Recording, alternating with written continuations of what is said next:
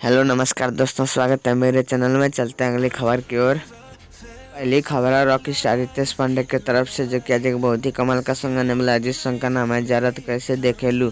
आज इस सॉन्ग को world wide record Bhojpuri YouTube channel पर रिलीज किया जाएगा 6 बजे, जो कि बहुत ही कमाल का सॉन्ग है और आप लोग जरूर सुने इस सॉन्ग को। बहुत ही दर्द भरा सॉन्ग है।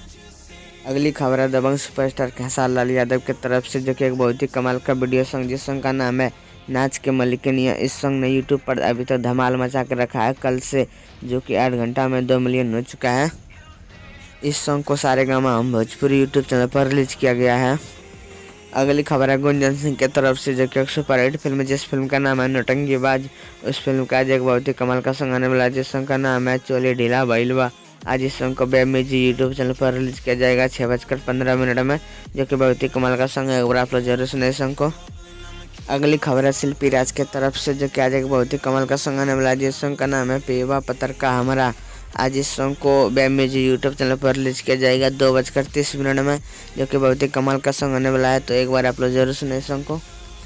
अगली खबर है अंतरा से प्रियंका की तरफ से, जो कि बहुत जल्द आप लोग के बीच एक और कमाल का सॉन्ग आने वाला है, जिस सॉन्ग का नाम है हमारे सैया चलावेला रेला गड़िया। इस सॉन्ग को कल रिलीज किया जाएगा गन्नायक फिल्म से यूट्यूब चैनल पर 6:15 में।